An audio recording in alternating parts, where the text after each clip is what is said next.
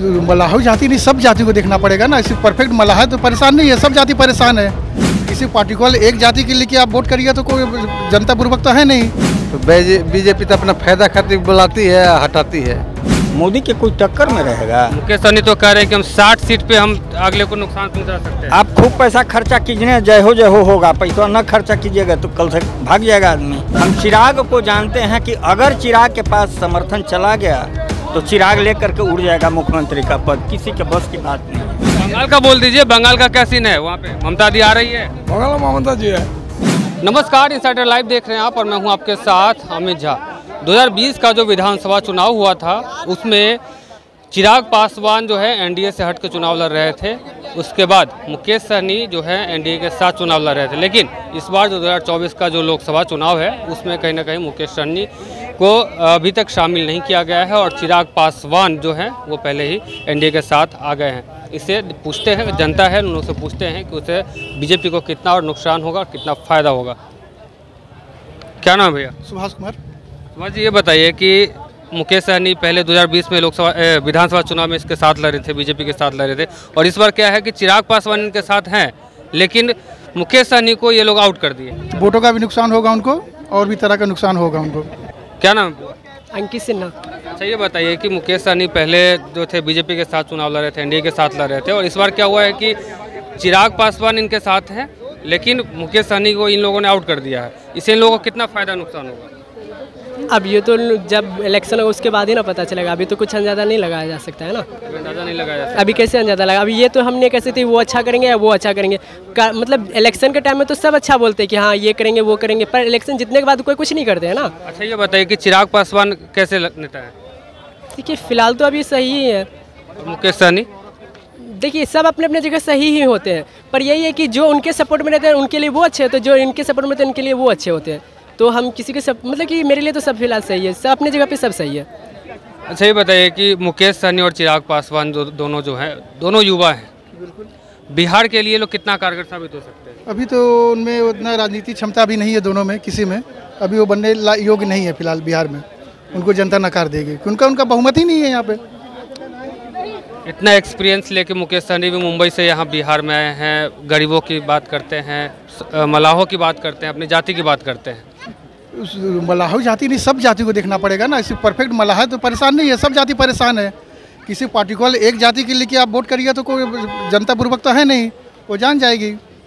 यानी कि 2024 के इलेक्शन में तेजस्वी हो या जो जितने लोग भी नेता हैं उन लोगों को इससे कोई फर्क नहीं पड़ने वाला? नहीं, इससे कोई फर्क पड़ने वाला नहीं है। जनता इस बार अपना माइंड सेट कर चुकी है कि किसको हमको जिताना है। 40 सीट में कितना अंदाजा लगा सकते हैं बिहार में? बिहार में लगभग 35 के अनुमान है। इंडिया का? इंडिया, बिल्कुल। क्या नाम है चाचा? हम लोग बंगाल का है। बंगाल का बोल दीजिए, बंगाल का क्या सीन है? वहाँ पे ममता दी आ रही है। बंगाल में ममता जी है। ममता जी है। फायदा नुकसान तो भाई चिराग पासवान सब बोल रहा है कि मुख्यमंत्री बनेगा, तो कोई कह रहा है प्रधानमंत्री बनेगा, तो कोई कुछ बोलता है, कोई कुछ बोलता है। हम क्या बताएं। 2020 में चिराग पासवान जो थे वो आपको बीजेपी के साथ नहीं थे, ठीक है, लेकिन अब जो है वो बीजेपी के साथ है। वही मुकेश सहनी साथ में थे तो अब और हट गए। इससे कितना फायदा और कितना नुकसान होगा बीजेपी को? बीजेपी का फायदा नुकसान? हाँ? तो बीजेपी तो अपना फायदा खातिर बुलाती है, हटाती है। अब चिराग पासवान नहीं थे, अपना फायदा खातिर आए हैं। दोनों अपना फायदा खातिर जुटे हैं। हाँ, जनता खातिर थोड़े हो गए हैं। वो अपना फायदा देख रहे हैं। तो दोनों नेता कैसा है बिहार के लिए अगर आगे देखा जाए तो? कौन कौन? चिराग पासवान और मुकेश सहनी दोनों ठीक है, युवा नेता है दोनों युवा नेता है। हाँ। यानी बिहार का बागडोर उसका उन लोगों के हाथ में सौंपा जा सकता है, पब्लिक सौंप सकती है। कैसे सौंप देगी? उसी लोग का है कि सौंप दिया जाएगा। अच्छा, जनता पे खरा उतरिएगा तब नुकात दिखाए हैं कि आप लोग सौंप दिया जाएगा। आपका पिताजी मालिक बना देंगे आपको एक बार के कि कुछ करके दिखाइएगा तब आपको मालिक बनाया जाएगा। तो चिराग पासवान क्या किए हैं बिहार खातिर? अब मुकेश सहनी अभी संघर्ष कर रही है। वो लोग जनता की सेवा करे, वो लोग तब मुख्यमंत्री बनने का सपना देखे। आप क्या कह रहे हैं? किसके बारे में?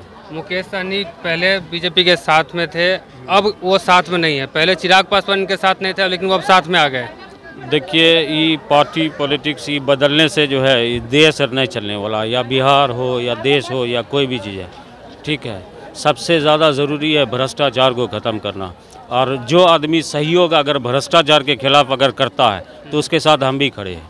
हम ये नहीं मानते हैं कि ये बीजेपी का है, ये कांग्रेस का है या ये इसका है, हम इसको नहीं मानते हैं, क्योंकि अभी तक हमको ऐसा एक भी नेता नहीं दिखा है जो भ्रष्टाचार के खिलाफ जो है लड़ाई कर सके, खुल करके मैदान में आए।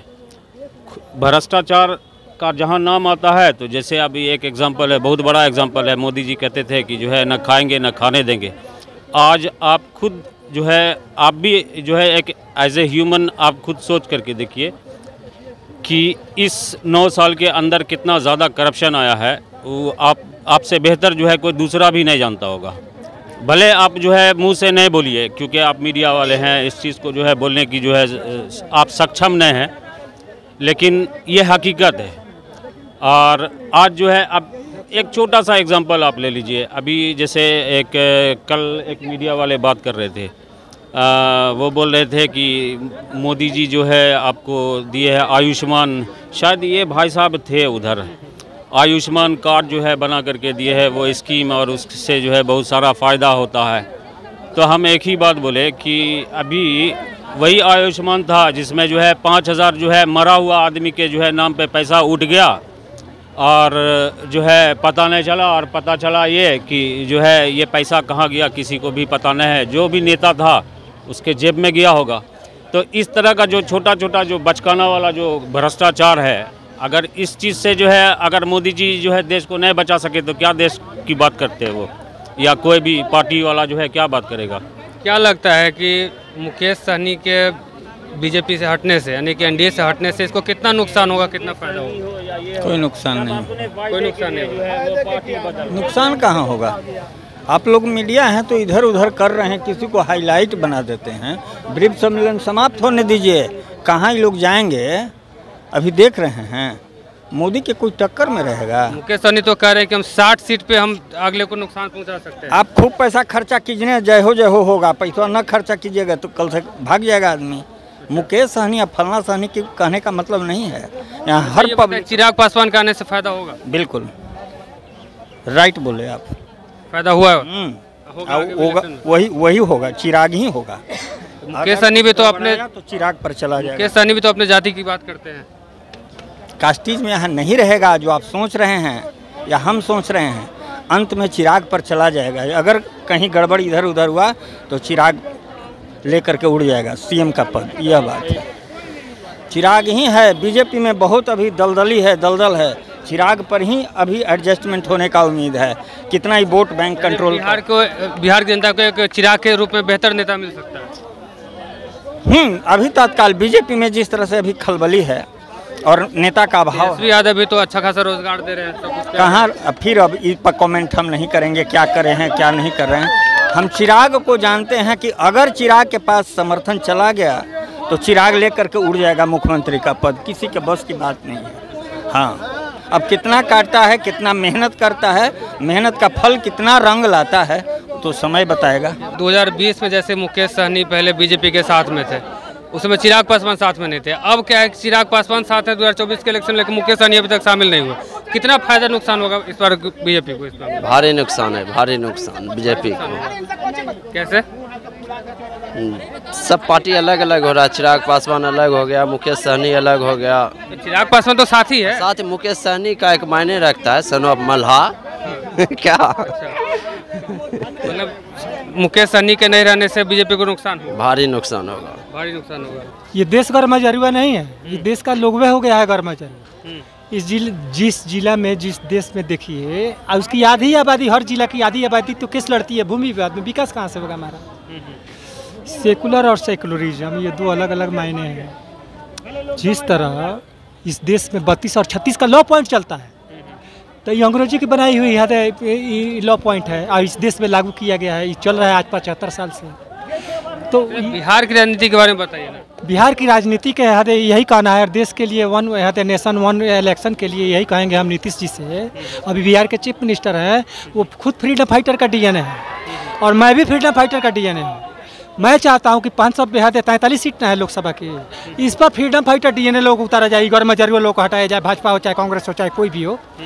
जिसने राष्ट्र को आज़ाद करा है उनके लड़के को हाथ में आप दीजिएगा सत्ता, तो क्या भारत माता का संतति नहीं कहलाएगा? वो नु काम करेगा। ये गौर मजरूआ लोग तो लूट और चोर चोटा लोग हैं। फ्रीडम फाइटर के डीएनए के हवाले कर दिया जाए पूरा देश को। पूरे देश में है 543 सीटों पर Nitish Kumar freedom fighter DNA लोगों को लड़ा है। ये कांग्रेस भाजपा कुछ भी नहीं है, सिर्फ यही जीतेगा। और सब लोग को संदेह के दायरे से अलग हट करके सोचना होगा कि यही लोग, जिसका बाप देश आज़ाद कराएगा उसका लड़का राष्ट्र के लिए कार्य नहीं करेगा तो कौन करेगा? ये गौर मजरूआ लोग करेगा। कहाँ से आए हैं आप? हम तो बेतिया पश्चिम चंपारण, सुभाष सिंह नाम है मेरा। अभी तो नीतीश जी से हमको मिलना था, कुछ भूमि विवाद का मामला है, लेकिन ऑनलाइन मतलब कि उसको मिलने के लिए उसको करेंगे। तो तमाम लोग जो हैं इनका कहना है कि मुकेश सहनी के भाजपा में नहीं होने से, एनडीए में नहीं होने से कहीं ना कहीं नुकसान उठाना पड़ेगा बीजेपी को। तो वहीं कुछ लोग कह रहे हैं कि चिराग पासवान के आने से बीजेपी को मजबूती मिलेगी।